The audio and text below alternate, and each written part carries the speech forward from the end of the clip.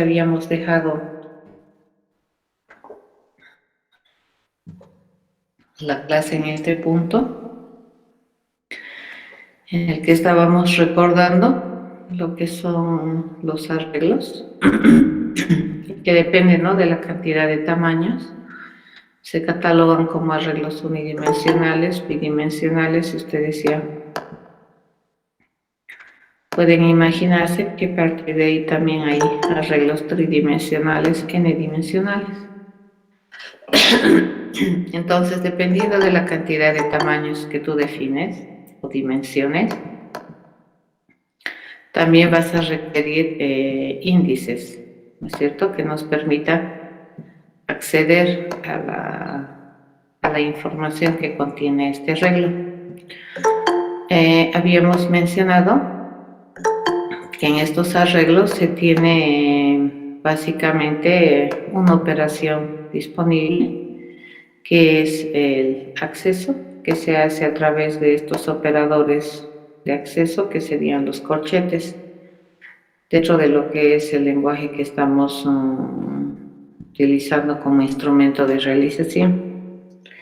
Bien, vamos a ver algunas otras cosas más que probablemente voy a utilizar cuando hagamos algunos ejercicios. Y deberíamos tener en cuenta estas operaciones o instrucciones que vamos a hacer. Bueno, a ver, vamos a hacer ejemplitos para, por ejemplo, declarar un arreglo. Se utiliza esto, ¿no es cierto?, que estamos haciendo, declarando un arreglo. ¿Por qué? Porque estamos utilizando un lenguaje estáticamente tipado. Luego, ¿qué tenemos que hacer? Tenemos que definir el tamaño del arreglo, ¿correcto? Y luego, ¿qué tenemos que hacer? Tenemos que definir el contenido del arreglo. Por ejemplo, 1, le puedo poner 3, al arreglo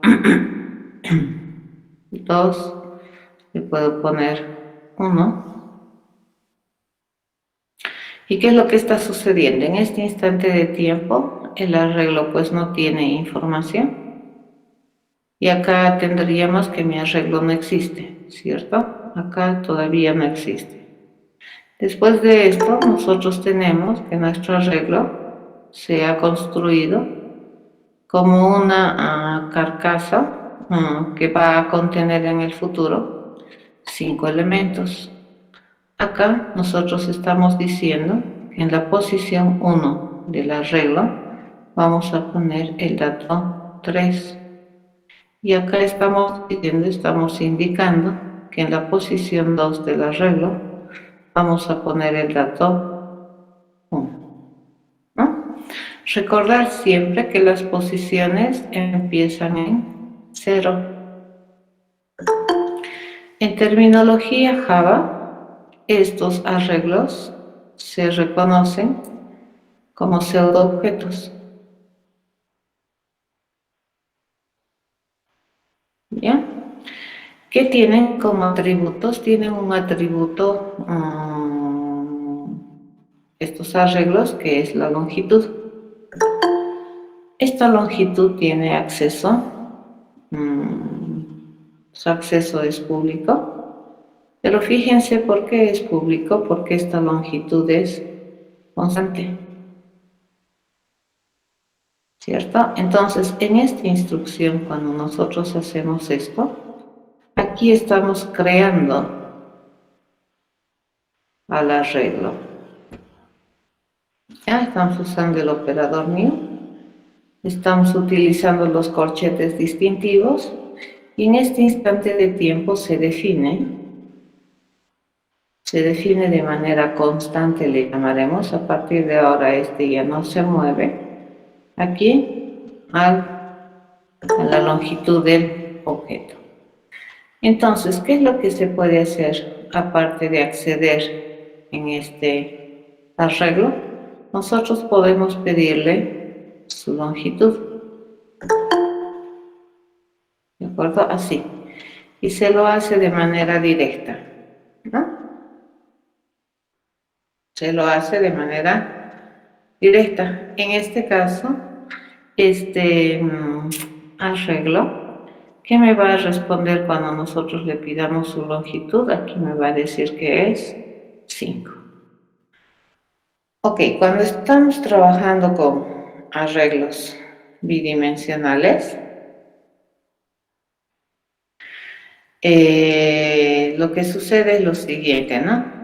Podemos tener lo que habíamos dicho, arreglos bidimensionales con tamaños distintos, en filas o en columnas, y más o menos vendría a ser así. Nosotros podemos tener algo así. Fíjense, tengo un arreglo bidimensional, 2 dimensiones, que va a ser un bi, así le llamaremos. En este caso, fíjense, le vamos a decir que bi es a un nuevecito arreglo que se compromete a tener cosas de tipo carácter y le vamos a definir que tenga 3. ¿Ya? Hasta este instante de tiempo, este arreglo, fíjense cómo se ha construido. Así, ¿es cierto? Tiene 3 posiciones. Luego le puedo decir lo siguiente, esto es en términos generales, ¿no? Depende del lenguaje que ustedes utilicen, esto va a ir modificándose. Ya le puedo decir lo siguiente, ¿no? Queremos tener I, digamos, desde 0 hasta que I sea menor a la longitud de bi. Y más. Y en cada arreglo que tiene este arreglo bidimensional, nosotros le decimos en bi sub I, vamos a su vez a determinar nuevo arreglo que se compromete a tener, por ejemplo, I más 2. ¿Ya? Al terminar esto, entonces nuestro arreglo, fíjense cómo ha quedado así. Resulta que en la celda 0, nosotros hemos construido un arreglo de 2 posiciones. En la celda 1, nosotros hemos construido un arreglo de 3 posiciones. Y en la celda 2, nosotros hemos construido un arreglo de 4 posiciones. Eso quedaría así. Eso más o menos, si obviamos este hecho de que es un arreglo de arreglos, digamos, isonómicamente, también es correcto concebirlo así, ¿no es cierto? Esto es algo así.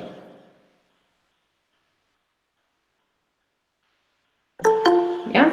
Por lo tanto, si nosotros quisiéramos acceder a una celda, tenemos que decirle sus 2 dimensiones. Yo le digo bi sub 0 sub 1, por ejemplo, le vamos a poner 5. ¿Eso qué quiere decir? Que aquí se pone un 5. Le puedo decir bi sub 1 sub 0 y ahí le vamos a poner 3. Entonces acá se pone 3. Hay que tener cuidado en estos arreglos de no hacer esto, ¿no es cierto? Esto está correctamente direccionado, pero yo no puedo hacer esto. Bi sub 0 sub 2, ¿cierto? Esto me va a generar un error en tiempo de ejecución, ¿no? Porque no existe la celda 2 para el arreglo que vive en la celda 0 de bi. ¿De acuerdo? Así funciona. Ahora, ¿cómo yo puedo saber el tamaño de bi? Si yo le digo directamente la longitud de bi, esto me va a devolver 3, que es la longitud primaria, que son las filas. Pero si yo quisiera saber la longitud de cada uno de los arreglos, bueno, necesariamente yo tendría que decirle esto, por ejemplo, ¿cuál es la longitud del arreglo que vive en la celda 1 de B? Esto me debería responder 3 también, ¿ya? Y aquí, por supuesto, no es verdad que las longitudes de cada arreglo son lo mismo. Por otro lado, las famosas matrices, nosotros agarraremos algo así. Esto le vamos a llamar que es una matriz. Hasta ahí no tenemos el arreglo, ¿no es cierto? Vamos a construir el arreglo a través de la definición de su tamaño. Y le vamos a decir que vamos a tener una nuevecita arreglo de ¿cuántas cadenas? Tantas como me dice 4 y 2, ¿cierto? Entonces le estoy diciendo automáticamente acá que ambas dimensiones las voy a definir. Y bueno, en este caso, ¿qué ha construido? Ha construido algo así. En realidad construye algo así internamente. Se dice, vamos a tener un arreglo, ¿ya? ¿De cuántas posiciones? De 4 posiciones. Y en cada una de estas posiciones va a vivir un arreglo de 2, ¿cierto? Así es más o menos como se mira, ¿ya? Pero nosotros por comodidad lo solemos dibujar así, ¿ves? Así, esa es una matriz. Inicialmente el contenido de la matriz, ¿cómo va a estar? Por defecto, toditos van a tener 0, 0, 0, 0, 0. Lo único que hemos construido es la carcasa o el espacio, ¿no? Hemos reservado el espacio para poder contener la colección. Y obviamente la forma de definir un dato acá nuevamente va a ser utilizando los dos índices. Yo le digo en la 0, 0, vamos a ponerle a B. Entonces aquí, ¿qué va a aparecer? A B, ¿no? En la posición mat, por ejemplo, 2, 1, le podemos poner I, ¿no? Entonces 0, 1, 2, 1, aquí entraría B. Si yo quiero saber el tamaño de la matriz, tengo dos formas, ¿no? Una es pedir la longitud primaria, esto que me va a devolver 4. Y la otra es pedirle a cualquiera de las celdas de la matriz, por ejemplo, su longitud. Y esto que vendría a ser 2, ¿no? A esta primera dimensión,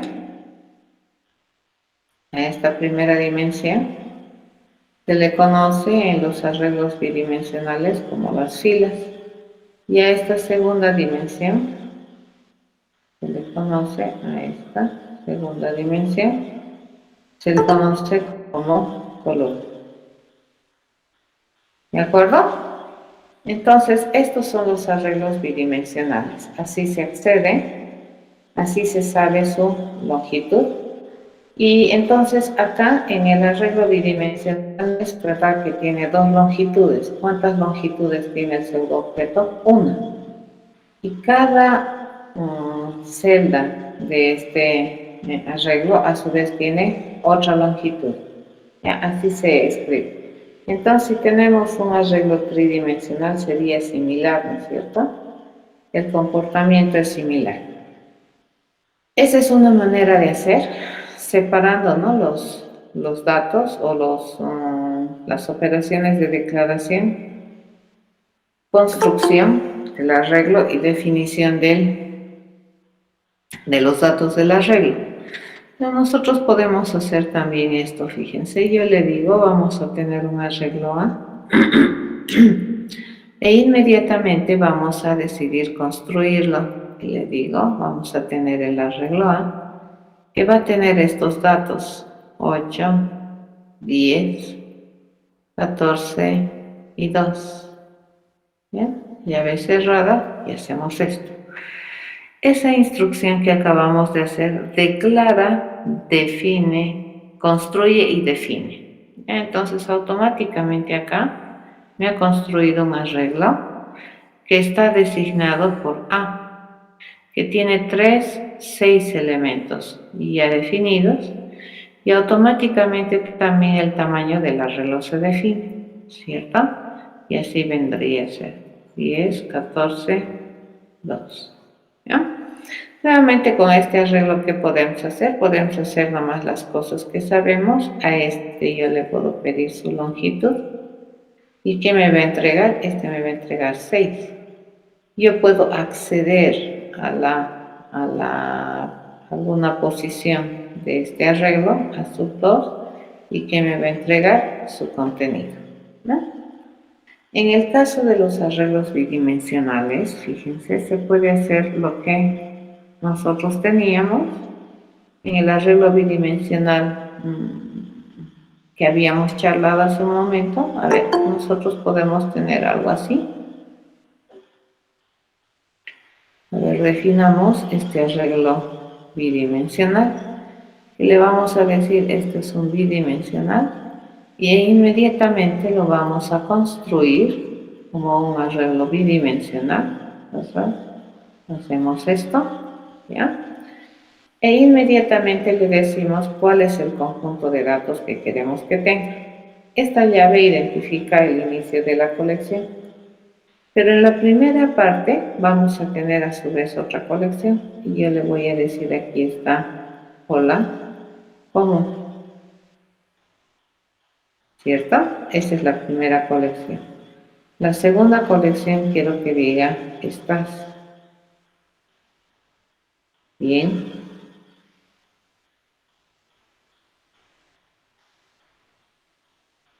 Esa es la segunda, ¿cierto? La tercera vendría a ser, por ejemplo,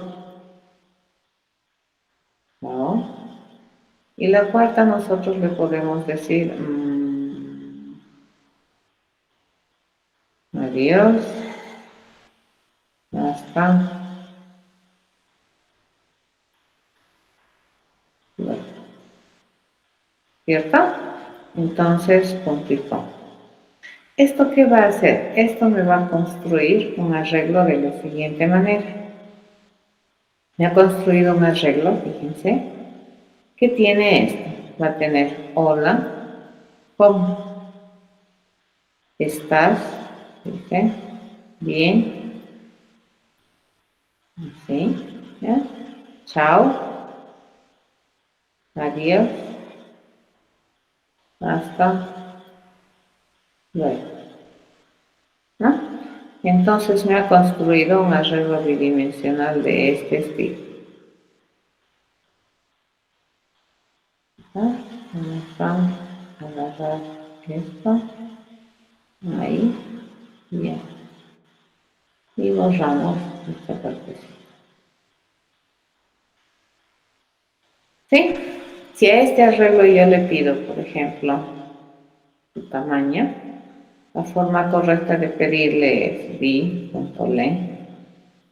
¿Y esto qué me debería responder? Esto me va a responder 4, ¿cierto? Pero si yo le digo bi sub 0.len, ¿esto qué me va a responder? Esto me va a responder 2.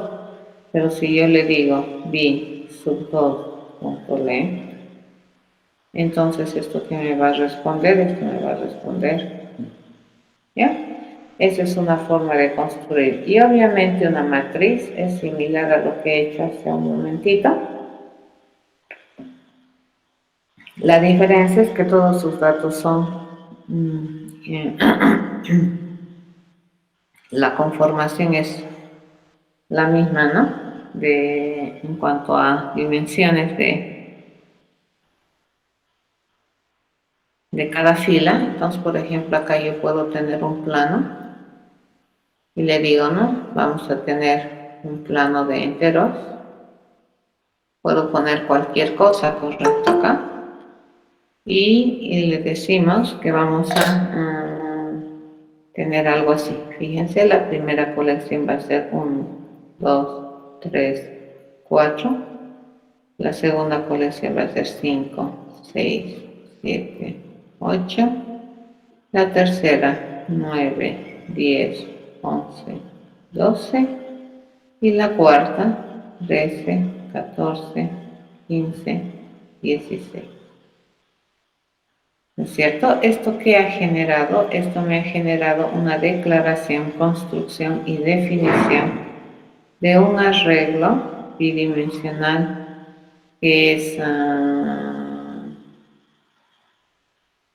cuyas filas tienen la misma cantidad de columnas, todas, ¿no? Y a eso nosotros con qué nombre le conocemos usualmente en la jerga de programación, como una matriz. Entonces más o menos sería así. ¿Y qué tenemos aquí? Tenemos los datos, ¿no? 1, 2, 3, 4, 5, 6, 7, 8, 9, 10, 11, 12, 13, 14, 15 y 16. Nuevamente hacemos las mismas operaciones.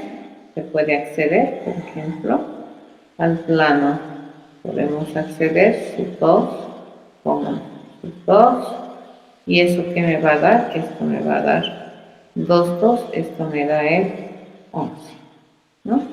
Le pido el tamaño al plano y esto inmediatamente me va a dar la longitud primaria, que vendría a ser 4.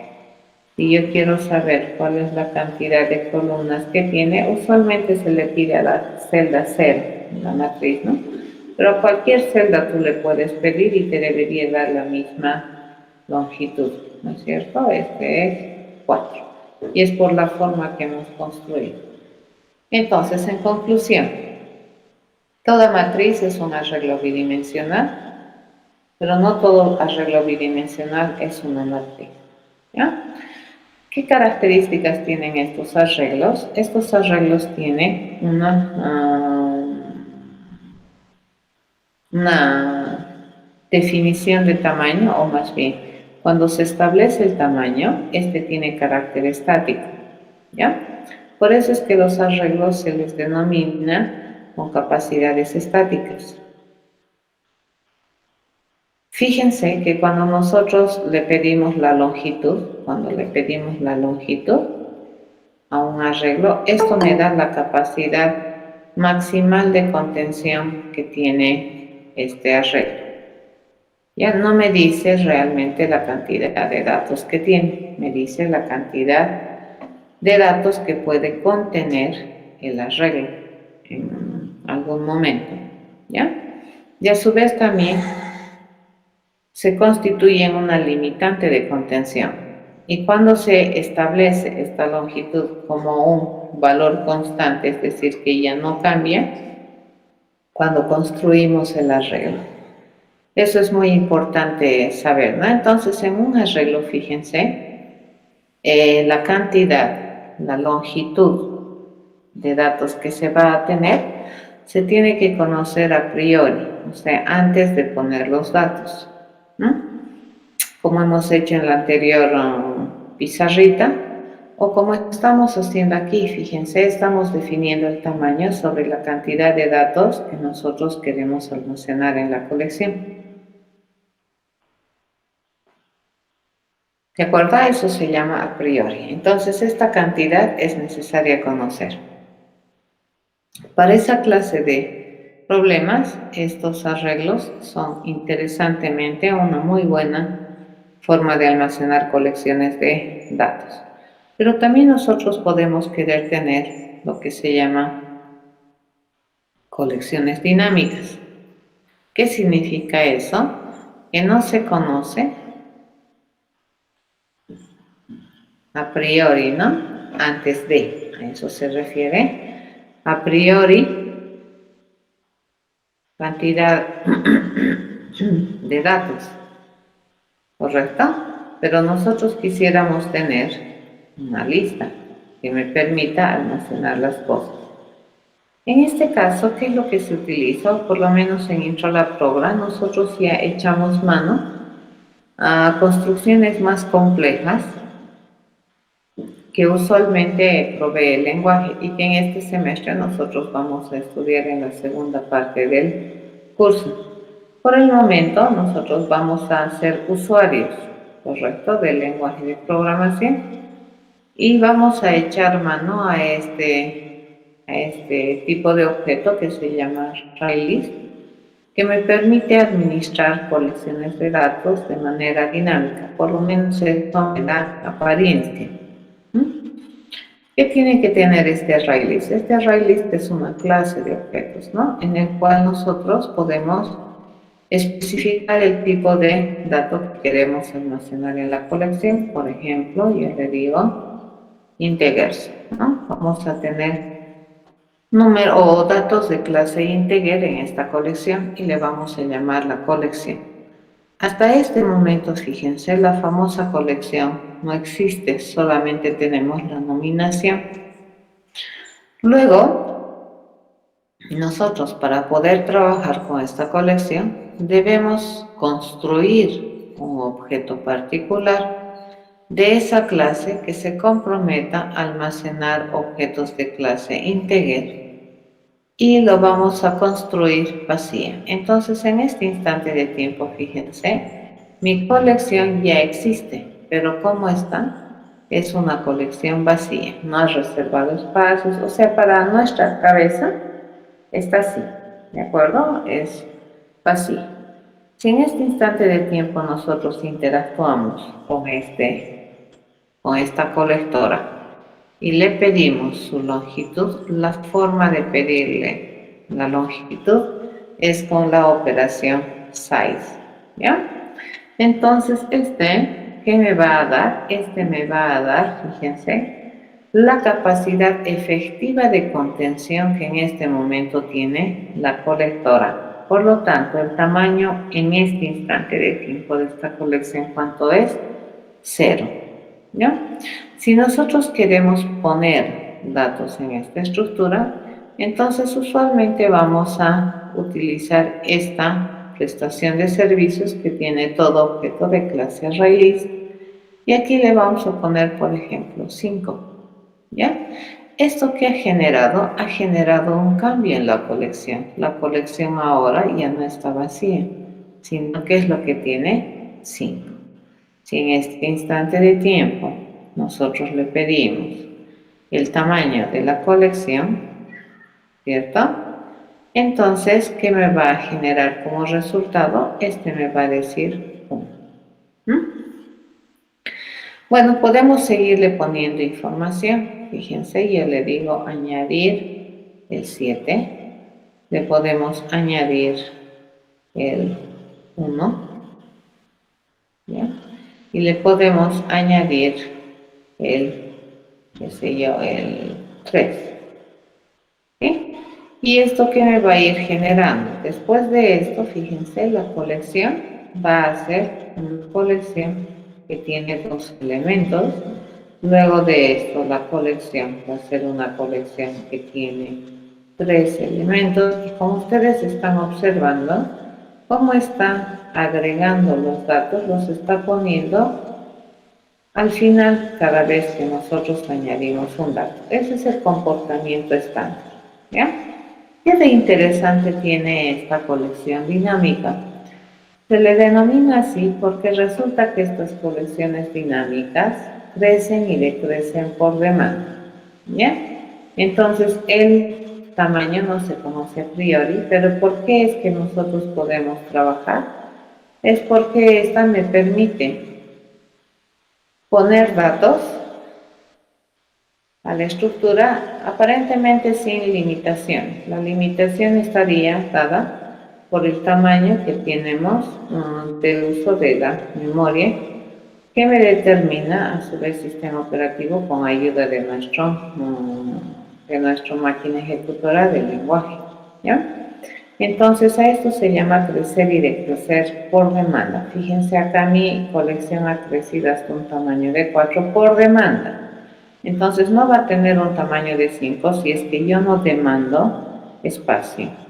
¿De acuerdo? A eso se llama por demanda. Obviamente puedo también decrecer, ¿cierto? Esta colección. ¿Y cómo se hace? Se hace con un remove. Y aquí, ¿qué le tengo que mandar? El índice, por ejemplo, si yo le quiero hacer un remove 0, al terminar esto, mi colección, ¿cómo se va a quedar? Va a quedar así, 7, 1, 3. Es lo que ha hecho, ha eliminado el elemento de la posición 0. Ya, ese es el remove 0. Entonces, a esto se llama decrecer por demanda. Obviamente, podemos también acceder, ¿cierto?, a elementos de la colección. ¿Y cómo se accede? Con la operación get. Entonces, yo, por ejemplo, acá le digo, quiero acceder al elemento de la posición 2, y esto ¿qué me va a dar? Esto me va a dar 3. ¿Ya? Así se trabaja con estas colecciones dinámicas. Se llaman dinámicas por esta razón. No se requiere conocer a priori la cantidad de datos y eso me permite almacenar datos por demanda, ¿de acuerdo? Y esto hace que la estructura crezca. Obviamente, cuando yo quiero eliminar un dato, la estructura también de manera consistente, ¿qué va a hacer? Va a decrecer, ¿ya? Básicamente, esta estructura que les acabo de mostrar, en algunos lenguajes de programación se los implementa como un tipo de dato abstracto, que aparte de almacenar datos, fíjense, te provee de operaciones estándares para trabajar con estos datos. En este caso, ¿qué operaciones hemos utilizado? Hemos utilizado el add, hemos utilizado el remove, ¿de acuerdo? Hemos utilizado el get y hemos utilizado el size, ¿cierto? El add me permite insertar un dato. ¿Ya? El remove me permite eliminar dato de posición. Entonces, ¿qué tenemos que mandarle? La posición. El get me permite acceder a un dato de la posición, ¿cierto? Que tengo que mandarle la posición. Y el size me permite saber la longitud o el tamaño efectivo de la colección. Cuidado, esta longitud representa la capacidad efectiva, ¿ya?, de datos de contención o de datos que tiene en este instante la colección. Es muy diferente al length, arreglo, ¿ya? En el caso del length, en el arreglo es un atributo. En el caso del ArrayList, el size es un método, ya es un mensaje que nosotros le mandamos al objeto. ¿De acuerdo? Entonces lo único que hay que hacer con esto es ir a practicar cómo se maneja esta clase de colección. Obviamente, para poder utilizar algo de la gran biblioteca de lenguaje, en este caso de Java, nosotros necesitamos poner la regla de importación que me dice que vamos a utilizar de la gran biblioteca de Java denominada Java. Dentro de su sección de utilitarios, vamos a utilizar esta clase para poder hacer las cosas, ¿cierto? Esto me permite utilizar la biblioteca de Java, ¿ya? Utilizar los recursos de la biblioteca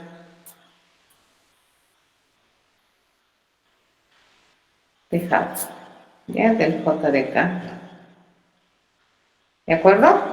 Listo, eso nomás hay que saber hasta el momento. Hasta aquí ustedes deberían saber por qué es tema de avance de introducción a la programación. Bien. ¿Alguna pregunta, jóvenes?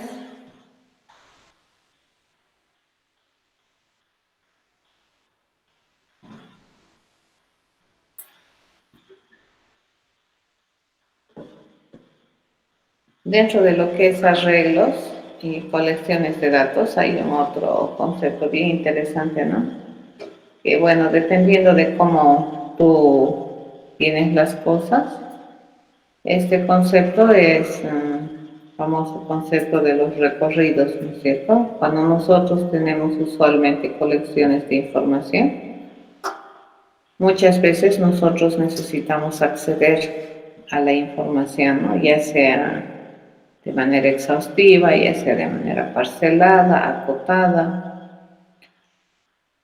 Y para eso usualmente se utiliza estructuras de control de repetición para proveer estos recorridos, ¿no? En las distintas colecciones. Eso es probablemente tarea que han hecho en Intralaprogra también para poder resolver problemas. Entonces, si nosotros tenemos una colección de datos, obviamente esa colección de datos la vamos a querer utilizar, ¿ya? Y la forma de utilizar es accediéndola. La podemos acceder parte por parte o podemos quererla acceder sobre la base de algún recorrido particular sobre la estructura, ¿no? Para cualquier caso. Otra de las cosas que se hace bastante sobre lo que es colecciones son operaciones de búsquedas, ¿no? Porque si yo tengo colecciones de datos, probablemente yo voy a ir a buscar en esa colección datos, algún dato o muchos datos que cumplan algún criterio de búsqueda, ¿no? O algún filtro que se haya definido para poder hacer algo con esos datos. ¿De acuerdo? Entonces las búsquedas también suelen ser operaciones bastante estándares sobre colecciones de datos, por supuesto. Para hacer búsquedas,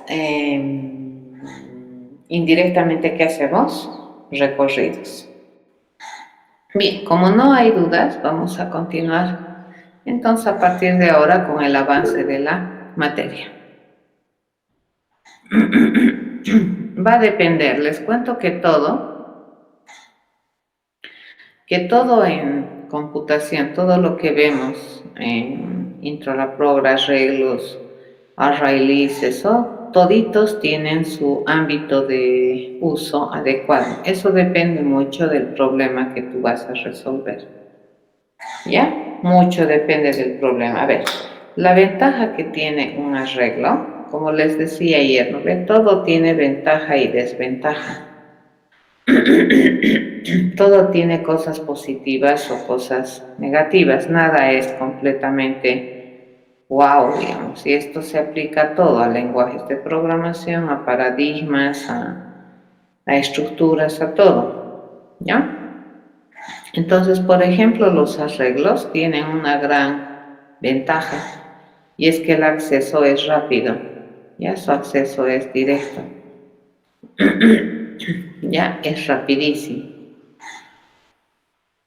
¿Y por qué esta es una ventaja? Porque como nosotros definimos solo una vez el tamaño, ¿ya? Una vez el tamaño, entonces esto hace que la estructura sea rápida, ¿de acuerdo? No necesita redimensionar. En el array list, fíjense, en el array list, debido a su cualidad dinámica, entonces, si bien es cierto también el acceso es rápido, es directo, es rápido, tiene una desventaja este array list que nosotros no miramos, ¿de acuerdo? Dependiendo y por demanda, nosotros podemos estar redimensionando, ¿ya? Se redimensiona el tamaño. Y nosotros sabemos que la redimensión no es un proceso tan simple, ¿no? Esta redimensión significa también hacer copias, ¿ya? De información.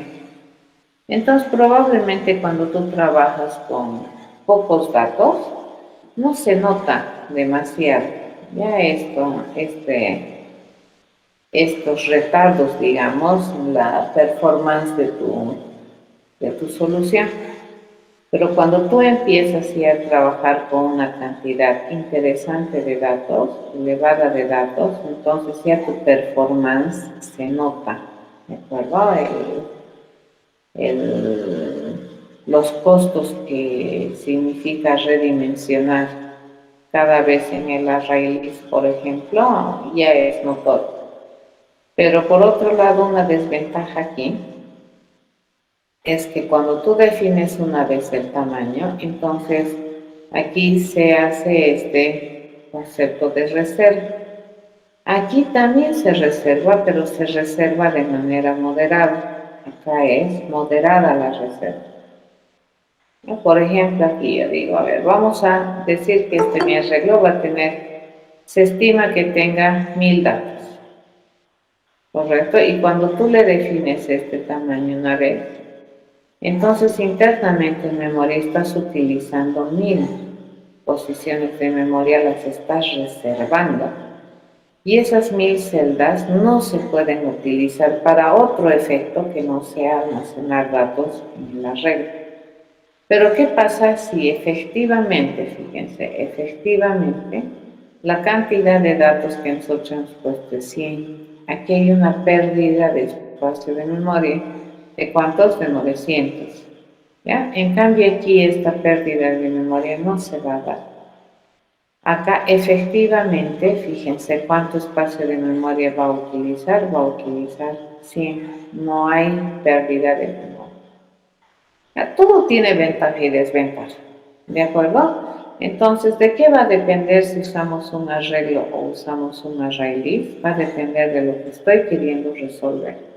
Siempre el problema te determina algunas restricciones o ya te indica algunas condiciones o escenarios para utilizar una u otra cosa. Ahora, tú como programador tienes que tomar la mejor decisión para brindar una solución óptima. ¿Ya? Entonces siempre el programador primero obviamente tiene que presentar una solución y el segundo trabajo que tiene que hacer es que esa sea óptima. Lo mismo sucede, les cuento, con estructuras de control. La mayoría, yo conozco gente que programa solamente con whiles, ¿ya? Y eso probablemente, dependiendo del lenguaje de programación, puede tener sentido.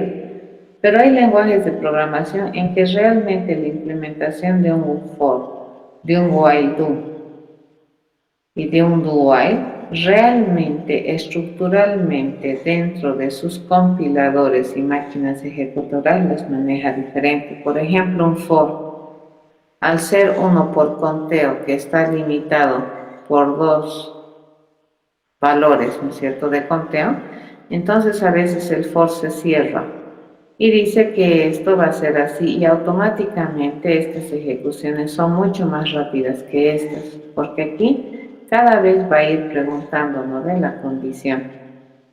Entonces, ¿de qué depende si usar este o usar este? También va a depender del problema. Cada una de estas estructuras, les cuento, tiene su ámbito de aplicación. Acá también, cada uno de estos tipos de arreglos tiene ámbito de aplicación. Entonces, ya es responsabilidad del programador utilizar cuál es la más adecuada para resolver el problema. ¿Estamos de acuerdo? Depende. Y entonces va a depender mucho de lo que quieres resolver. ¿Está bien, Ever?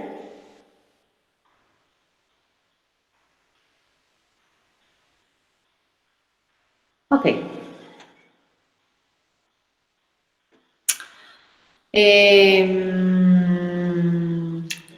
Es una peculiaridad de lista, Anel. ¿Ya? Entonces, el array list toma conceptualmente características de una lista, pero su implementación internamente está basada en un arreglo. Y entonces esa es una peculiaridad de lista. Por eso es que acá les he puesto que su acceso en esta lista es directo, es rápido. ¿Ya? Porque internamente el array list agarra todas las peculiaridades conceptuales de una lista, pero internamente está encapsulándomelo un arreglo.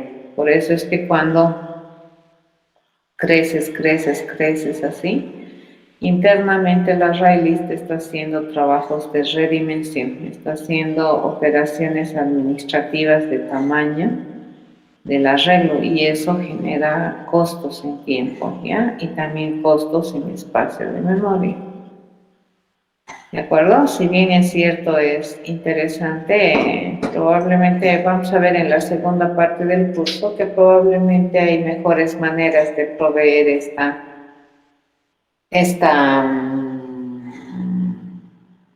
característica dinámica de almacenamiento de colecciones.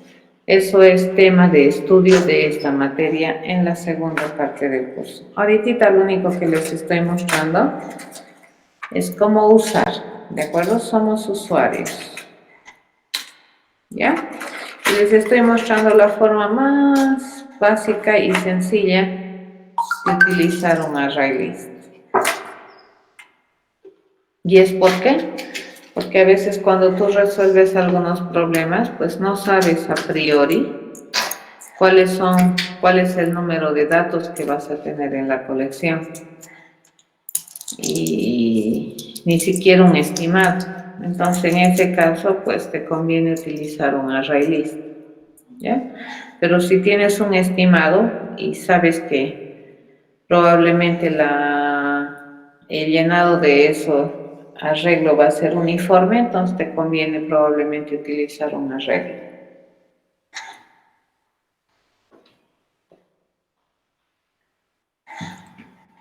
¿De acuerdo?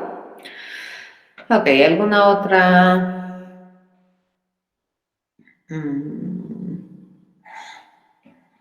pregunta?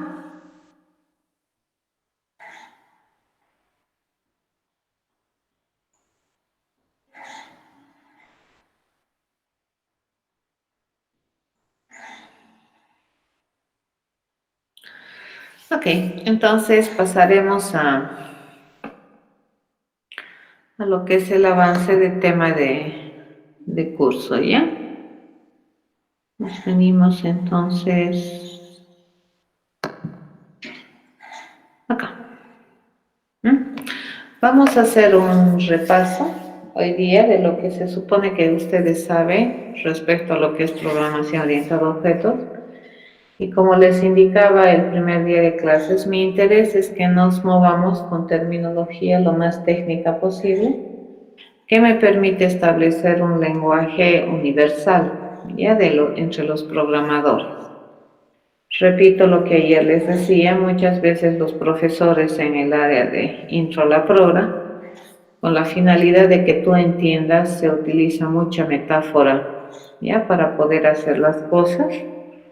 Y eso no está mal, siempre y cuando logren su objetivo, pero hay que salir de la metáfora, hay que salir del ejemplo para poder entender el concepto en forma general. Y sí, Andrea, sí, un array list puede componerse como tú quieras, ¿ya? Un array list, por ejemplo, puede tener lo siguiente, ya no es ningún problema. Es más, los array lists suelen tener siempre clases, ya no suelen cargar cosas primitivas. Entonces yo le digo, puedo tener un array list de otro array list, que a su vez este se compromete a tener cosas de tipo integer.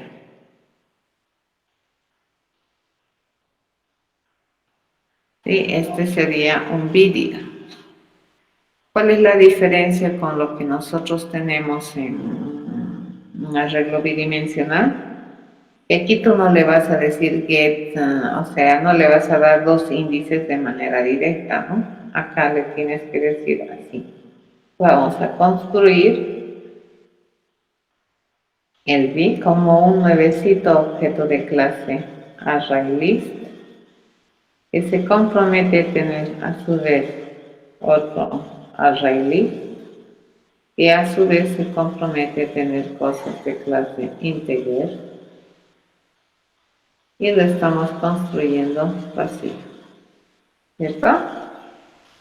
Entonces ahorita fíjense que es algo así, ¿no ven? Es vacío.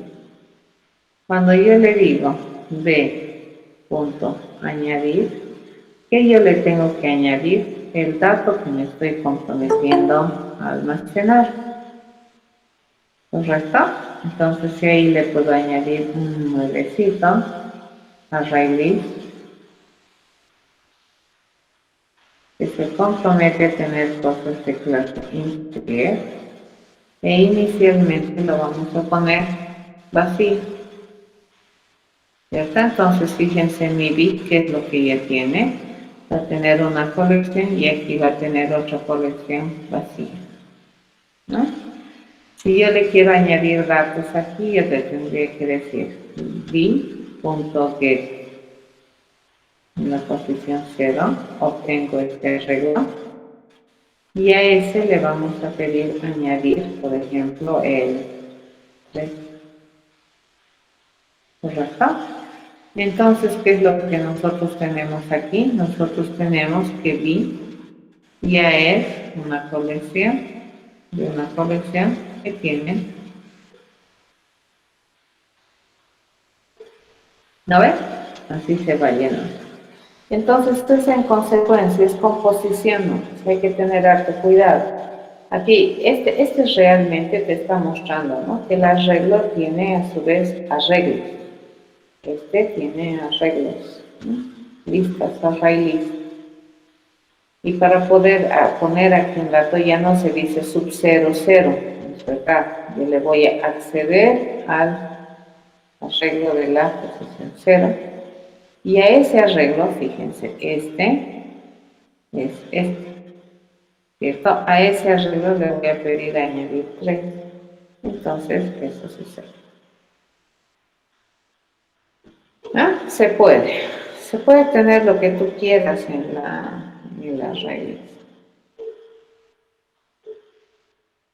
siempre y cuando sea un objeto. ¿Ya? Algo que no se puede hacer en terminología Javera por lo menos es esto, ¿no? Yo no puedo decirle voy a tener un ArrayList que se comprometa a tener ints. Eso no se puede. Por lo menos en terminología Javera. En otros lenguajes de programación sí se puede. Ya, esto no se puede.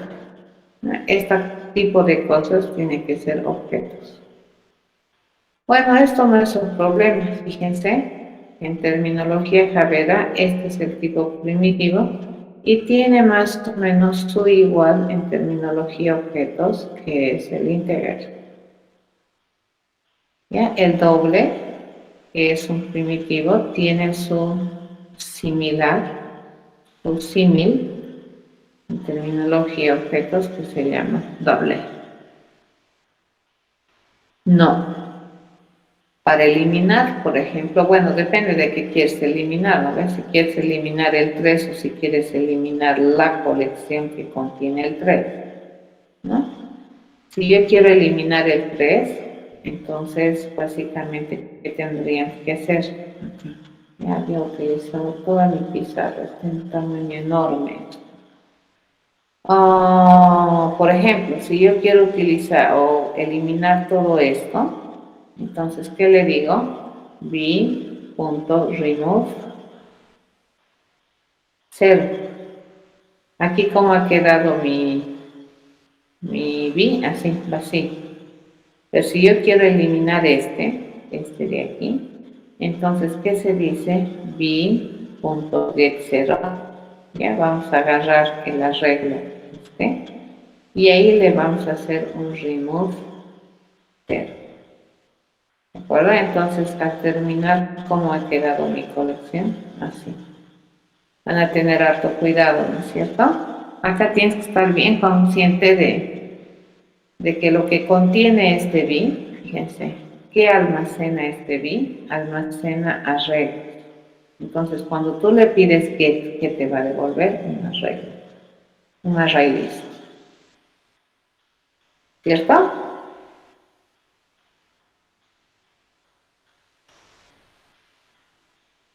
Ya, entonces la manera de acceder sí es con la operación get. No se utiliza aquí ya corchetes, ¿no ve? Ya no se le dice b sub i, sub 0, sub 3, eso ya no.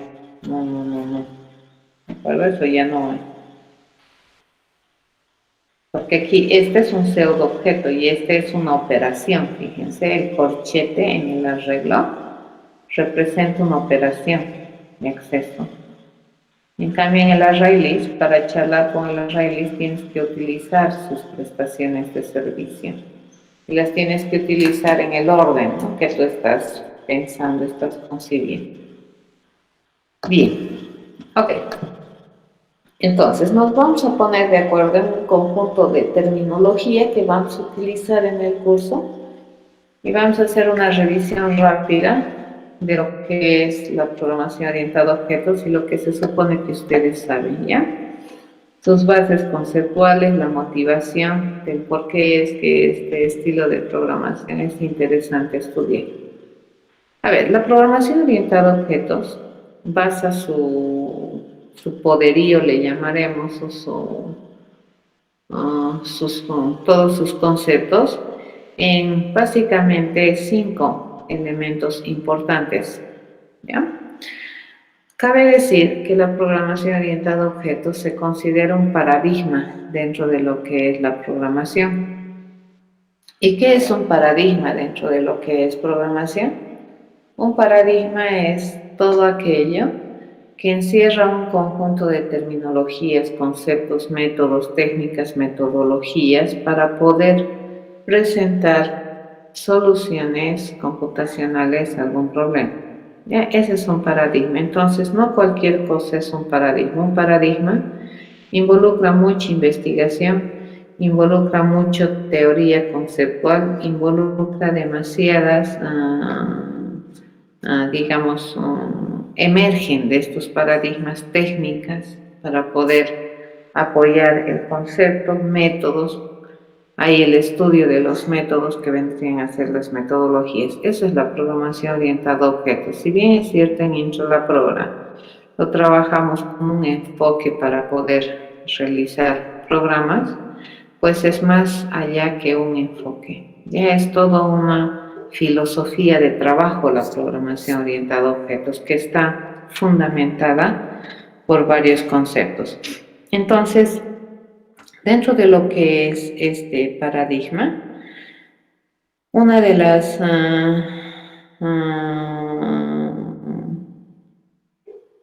las características, le llamaremos, más importantes dentro de esta programación viene a ser este concepto de la abstracción, ¿ya? Entonces, en programación orientada a objetos, se dice, ¿no?, que los seres humanos que somos los programadores, desde que nacemos solemos representar el mundo en modelos que, dependiendo, ¿no?, de dónde te lo piden, pueden tener niveles de abstracción muy elevados o muy finos. Entonces el ser humano no está muy acostumbrado a abstraer. Y tú dices, guay, ¿qué es eso? Y básicamente eso es representar. Ya estamos muy acostumbrados a representar, ya sea de manera explícita o ya sea de manera implícita mentalmente. ¿Ya? Entonces, un ejemplo muy clásico, por ejemplo, de la abstracción es cuando en tu kinder te dicen, a ver, quiero que dibujes a tu familia, ¿ya? Y tú en tu kinder dices, bueno, mi familia, correcto, familia. Y tú le agarras así, ¿no? Veo a un señor, aquí estás vos y aquí está tu mamá, ¿correcto? ¿Sabes tu mamá? Algo así, ¿ya? Para ti eso, fíjense en tu constructo mental de niño, para ti esto es correctamente una familia y esto es una abstracción.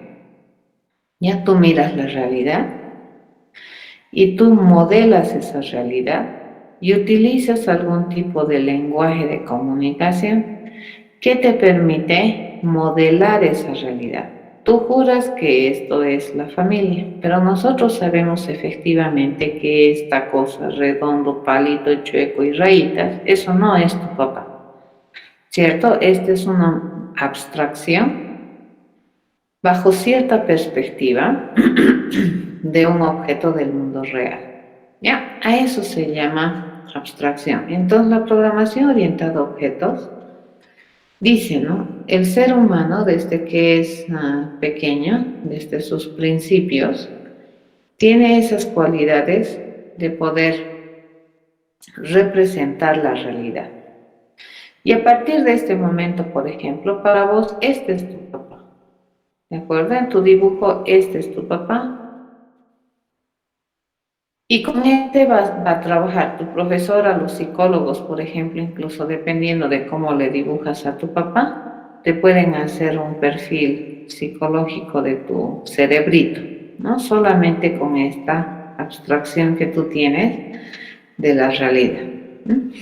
Entonces, la abstracción viene a ser una de las características y pilares más fundamentales dentro de todo lo que es el paradigma de programación orientada a objetos, indicando, ¿no?, que nosotros solemos representar las realidades en más de de diversas formas y en distintos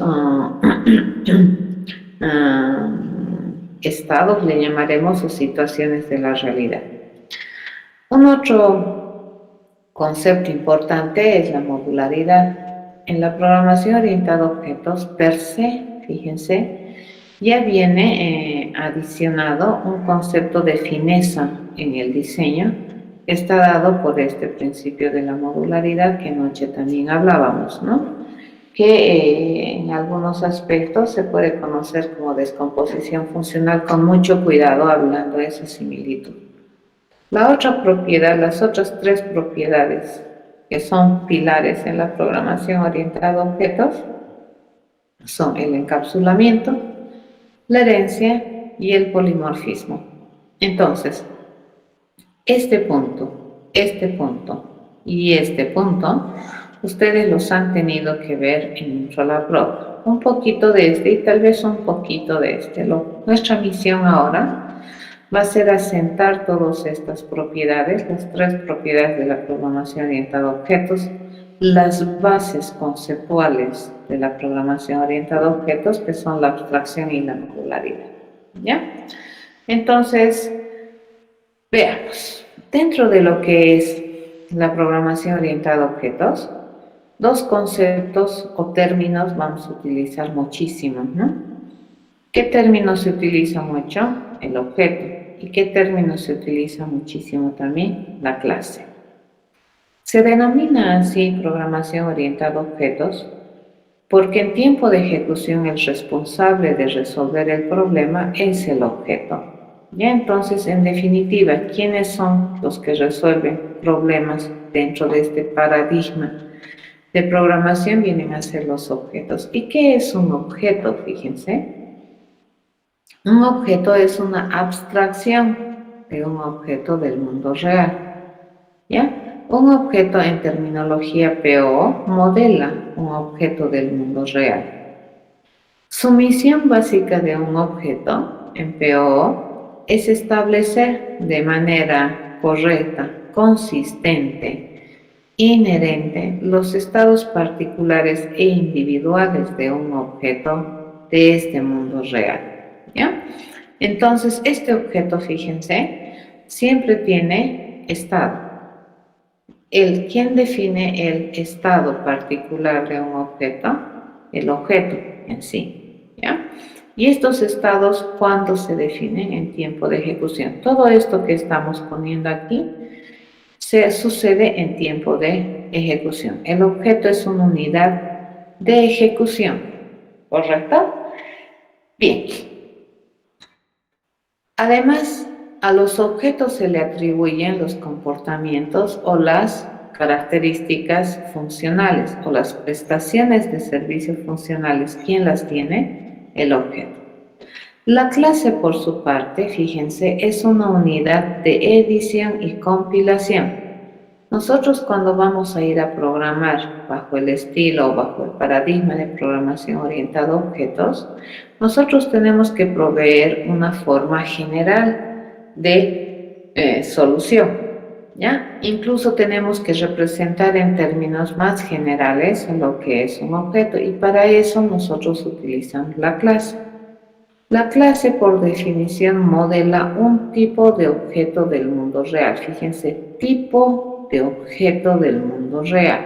¿Ya? Y al ser un modelo, esto también es una abstracción, es una representación.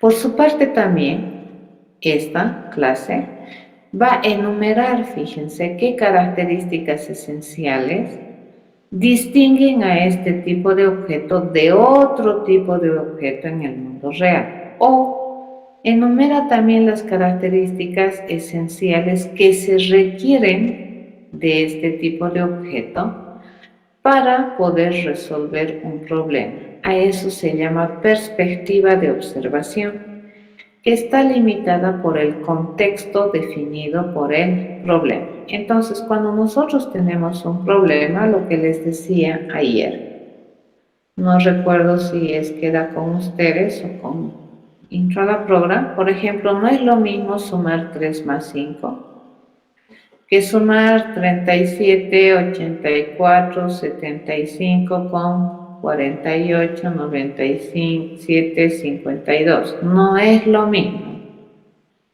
¿Por qué no es lo mismo? Porque las condiciones son diferentes, ¿ya? Entonces, y si nosotros aquí seguimos, ¿no? Aquí tiene infinitas cifras, entonces no va a ser lo mismo sumar esto que sumar esto, ¿correcto? Entonces, probablemente el contexto en el cual está definido el problema me va a dar una perspectiva de observación. Entonces, este es mi ojito y nosotros vamos a observar la vida dependiendo de con qué ojo lo miramos, ¿ya? Entonces, vamos a definir una perspectiva de observación para observar tipos de objetos del mundo real.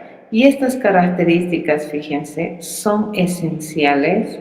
¿Por qué? Uno, porque distinguen a este tipo de objeto de otro tipo de objeto en el mundo real. Y dos, porque estas son las que realmente me sirven para algún contexto particular. ¿Ya? A ver, un ejemplo. Ustedes, dentro de lo que es San Simón, hay un tipo de objetos en San Simón, ¿ya? Que encima determina uno de los estamentos más importantes de la Universidad Boliviana, que es el estudiante universitario. Pero a ver, para la parte administrativa de San Simón, ustedes son esto, ¿de acuerdo? Ustedes son un código CIS, ya son un nombre, son probablemente el género que tienen, ¿ya?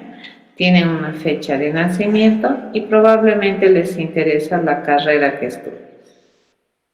¿Correcto? A eso se llama perspectiva.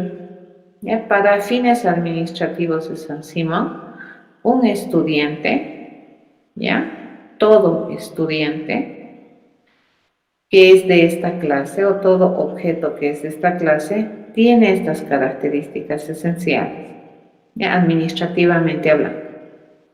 Por lo tanto, administrativamente, no le interesa a San Simón cualquier otra característica que tú tengas como persona, como objeto del mundo real. ¿Por qué? Por el contexto que estamos analizando. Ya a eso se llama perspectiva. Entonces, los objetos, fíjense, o el tipo de objeto que determina una clase, lo único que se hace en la clase es determinar o enunciar las características esenciales de este tipo de objeto. Y por otro lado, las clases tienen la responsabilidad de definir los procedimientos estándares por los cuales un tipo de objeto sabe hacer las cosas, y a eso se le conoce con el nombre de métodos, ¿ya? Si ustedes van a ver en la Real Lengua Española que es un método, es lo que acabo de decirles. ¿De acuerdo? Entonces, esos dos conceptos hay que dominar, ¿de acuerdo? ¿Qué es un objeto y qué es una clase?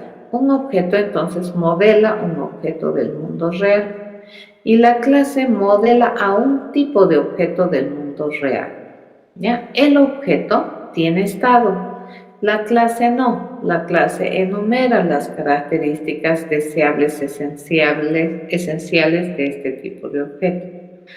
El objeto se comporta, ejecuta procedimiento. La clase no, la clase define el procedimiento. ¿Ya? Por eso se denomina programación orientada al objeto. Bien, a ver, lo que hablábamos hace un momento. La abstracción suele ser una de las bases de la programación orientada al objeto y lo que nos permite hacer la abstracción es observar el mundo real, ¿ya? Y sobre la base de eso empezar a identificar de manera escrita, no ambigua, sucinta, finita, un objeto del mundo real. ¿Ya? Entonces, de hecho, esto que nosotros tenemos acá, esto ya es una abstracción a su vez, ¿no es cierto? Entonces vamos a suponer que esta es la realidad, ¿ya? Y si nosotros observamos esta realidad, bueno, lo primero que tenemos que preguntar, ¿qué cosa es eso? ¿Qué representa?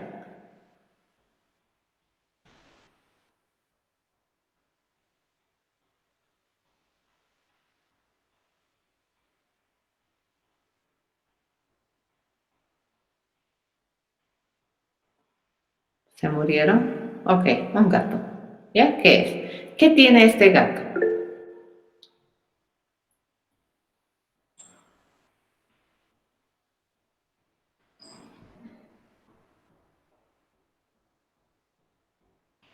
Color, cuatro extremidades, ¿ya? Falsedad, color, ¿ya?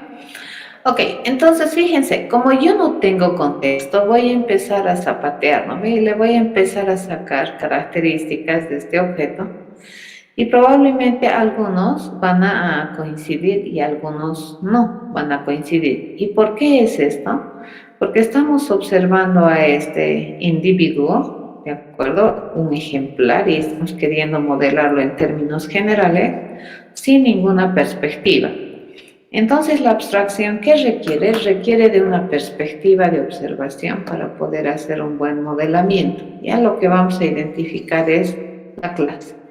Entonces, en este caso, nosotros queremos identificar las características esenciales que tiene este tipo de objeto, limitadas por un contexto que me va a dar probablemente el problema y eso me va a permitir tener una perspectiva de observación de los objetos del mundo real. Me va a permitir tener una mirada diferente de mi mundo real, ¿ya? Entonces, en este ejemplo y en este dibujito, fíjense, hay dos personas que están mirando el mismo tipo de objeto, ya esta clase de objetos. Una la está mirando con una perspectiva más científica y la otra la está mirando con una perspectiva más por encima, ¿no es cierto? Como una buena mascota, ¿ya?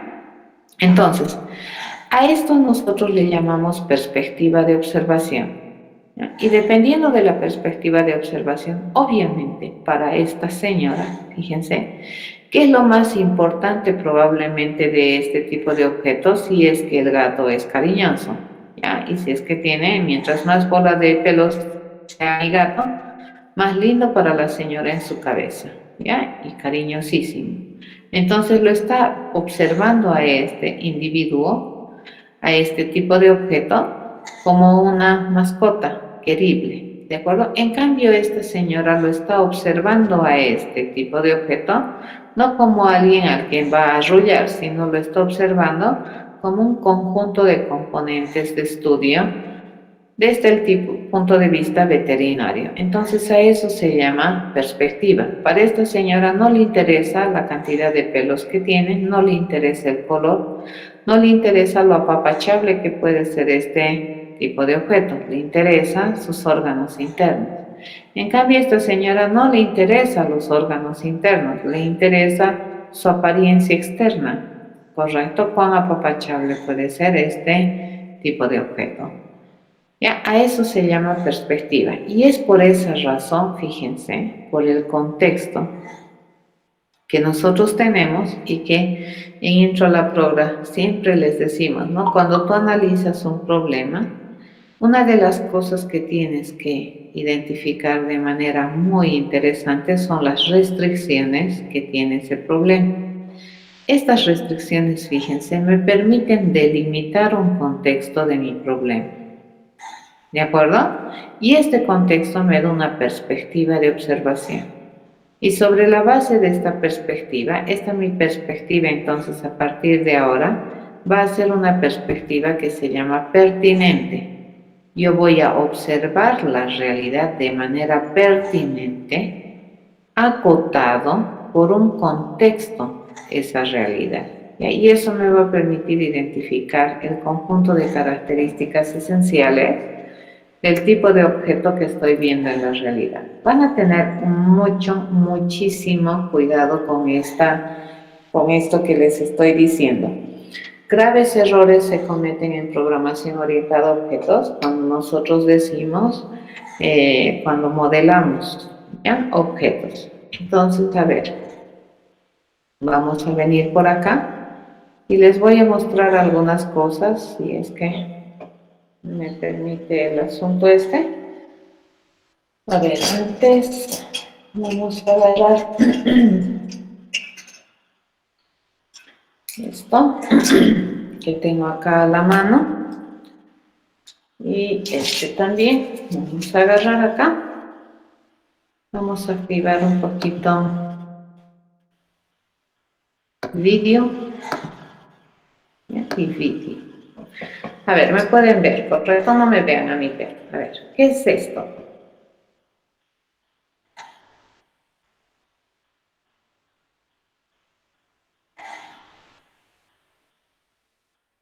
Lapiceros.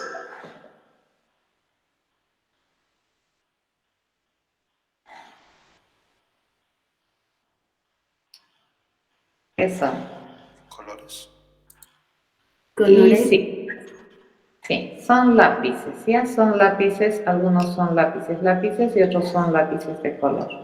¿De acuerdo? ¿Qué es esto? Una regla. Dos reglas. Dos reglas, ¿ya?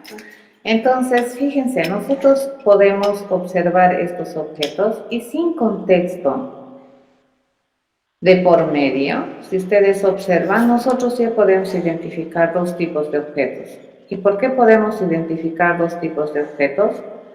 Porque en sus características, fíjense, estos objetos son diferentes, ¿no es cierto? Entonces puedo identificar este como un tipo de objeto y este como otro tipo de objeto. Mi cerebro es maravilloso. ¿Por qué lo puedo hacer? Porque sus características son diferentes. Y mi criterio común me dice que también sus prestaciones de servicio van a ser diferentes. ¿Correcto? Entonces, a ver, agarraremos solamente estos. Si nosotros observamos este sin contexto, a ver, ¿qué características esenciales tienen estos objetos que son comunes? Forma. Ya, la forma puede ser. ¿Ya? ¿Qué más?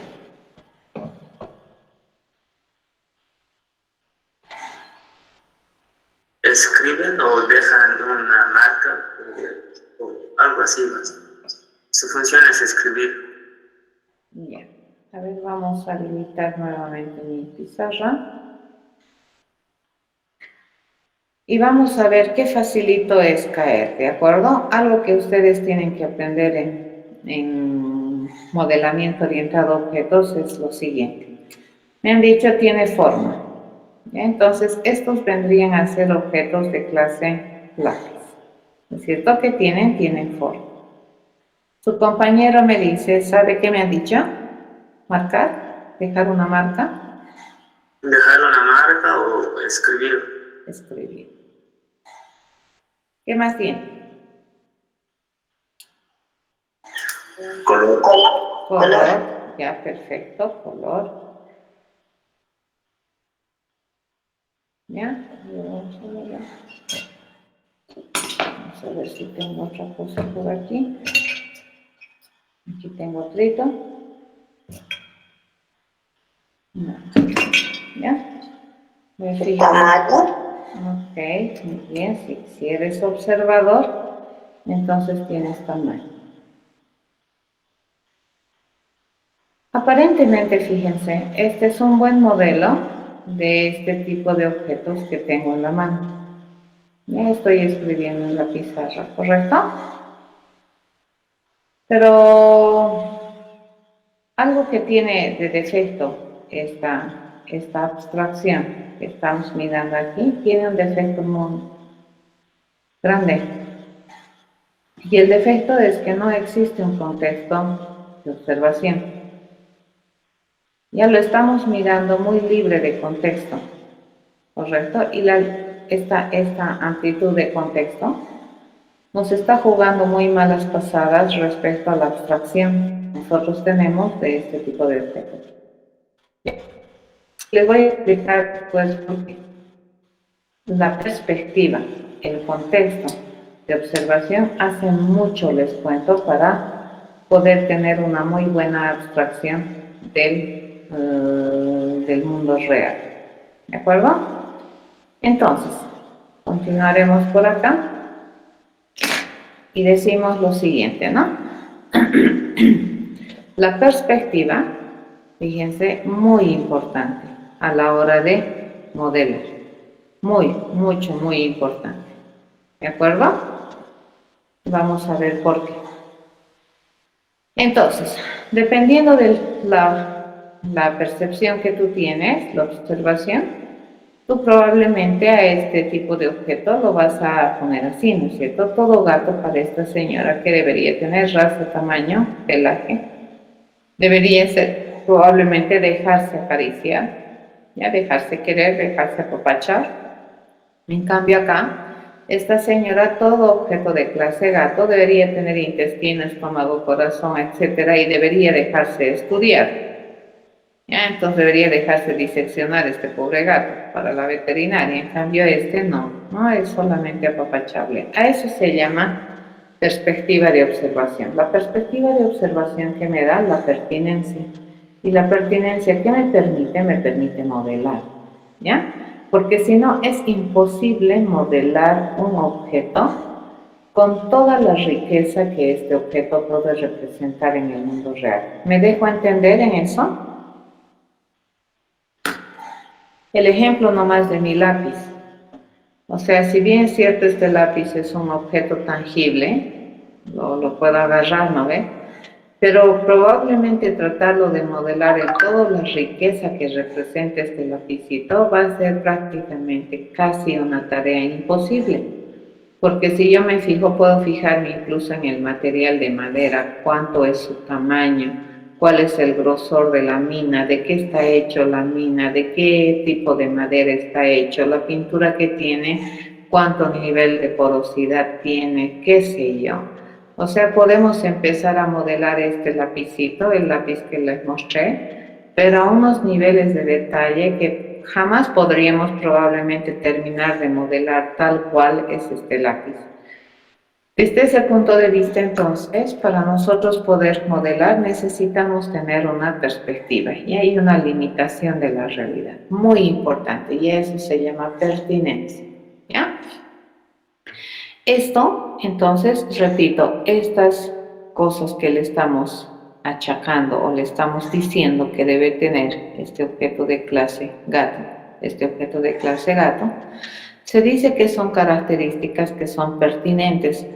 Y la pertinencia, ¿quién me da? Repito, el contexto. Y estas características también tienen que ser inherentes, ¿ya? Y la inherencia también, ¿quién me va a determinar parcialmente? El contexto. ¿Correcto? Entonces el contexto también me determina que el corazón es un tipo de atributo o es un atributo correcto para especificar o es una característica correcta para todo gato. ¿Por qué? Porque lo está mirando una veterinaria. ¿De acuerdo? Entonces es propio, el corazón es propio de un gato. el pelaje aquí es propio de un gato. ¿Por qué? Porque desde la perspectiva de la señora es muy importante el pelaje del gatito. ¿De acuerdo? Entonces, estas características esenciales que inicialmente estamos poniendo son pertinentes e inherentes. Y solamente acá estamos observando características atribuibles y todavía no estamos yendo a las características funcionales. Lo dejaremos aquí. Nos vemos el día martes. Me gustaría mucho que vayan a leer libro. Voy a dejar mi pizarra pendiente también ahí para continuar la clase el martes. Sí, puede ser. Ya, un atributo en realidad es una característica, como se dice, ¿no? Atribuible esencial para un tipo de objeto, que se genera de acuerdo a una perspectiva dependiente de un contexto. Y esta es una característica esencial, pertinente e inherente. ¿Ya? Puede ser un objeto. ¿Correcto? Puede ser lo que tú quieras. El atributo puede tener un nivel de granularidad que tú requieras, ¿no es cierto?, para modelar tu problema. ¿Ya? Puede ser. ¿Ok? Habíamos visto que los contenedoras son, por el tipo de información que almacenan, pueden ser simples o pueden ser compuestas. Entonces, un atributo a su vez puede ser compuesto. ¿Ya? Entonces, nos estamos encontrando el martes, jóvenes. Hasta el día martes.